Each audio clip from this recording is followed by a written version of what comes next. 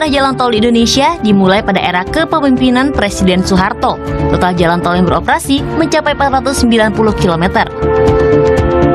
Jalan tol bertambah lagi sepanjang 7,2 km pada era Presiden Habibie Mei 1998 sampai Oktober 1999. Di era Presiden Gus Dur ada 5,5 km jalan tol yang beroperasi dan 34 km tambahan di zaman Presiden Megawati. Sementara sejak Presiden Joko Widodo menjabat, jalan tol baru bertambah 176 km per Juni 2017. Di akhir tahun ini, tambahan jalan tol baru diproyeksikan mencapai 568 km. Pembangunan tahap pertama jalan tol Probolinggo, Banyuwangi, Probowangi terus dipercepat. Hingga Oktober 2024, progres pembangunan telah mencapai hampir 60%.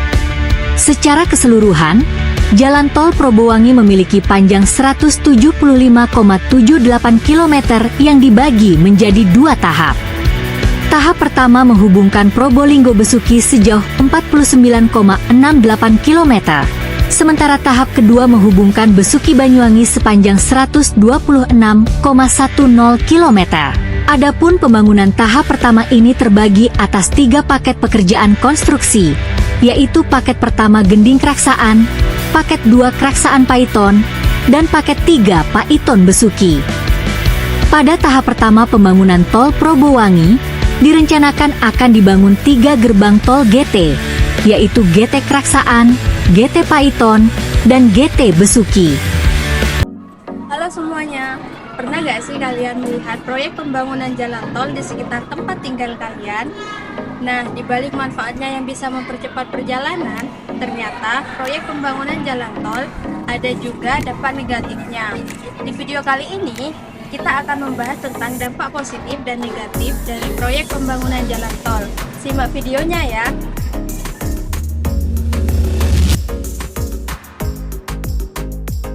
Positif pembangunan jalan tol bagi masyarakat sekitar. 1. Membuka lapangan pekerjaan. Selama proses pembangunan, masyarakat sekitar dapat memanfaatkan peluang usaha seperti membuka warung makan untuk para pekerja proyek. Ini memberikan sumber penghasilan tambahan bagi warga setempat. Yang kedua, meningkatkan kesempatan kerja setelah tol beroperasi. Banyak tenaga kerja yang dibutuhkan seperti petugas tol, tenaga pemeliharaan jalan, hingga layanan keamanan. Hal ini menciptakan peluang kerja baru bagi masyarakat. Yang ketiga, mempermudah akses dan mobilitas. Kehadiran jalan tol akan memberikan manfaat jangka panjang bagi semua kalangan. Perjalanan antar kota dan daerah menjadi lebih cepat dan efisien, sehingga meningkatkan konektivitas dan pertumbuhan ekonomi di wilayah sekitar.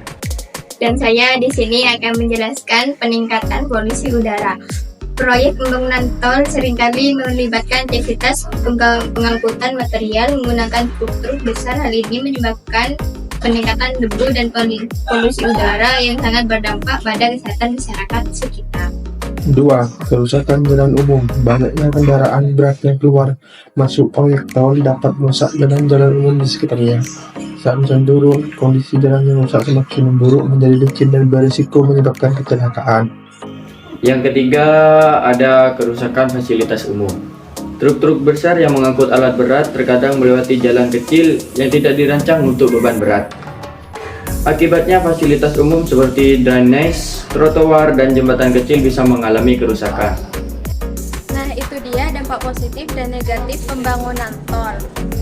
Setiap pembangunan pasti ada sisi baik dan buruknya. Yang terpenting bagaimana kita bisa meminimalkan dampak negatifnya dan memaksimalkan manfaatnya. Sampai jumpa di video selanjutnya. Bye-bye.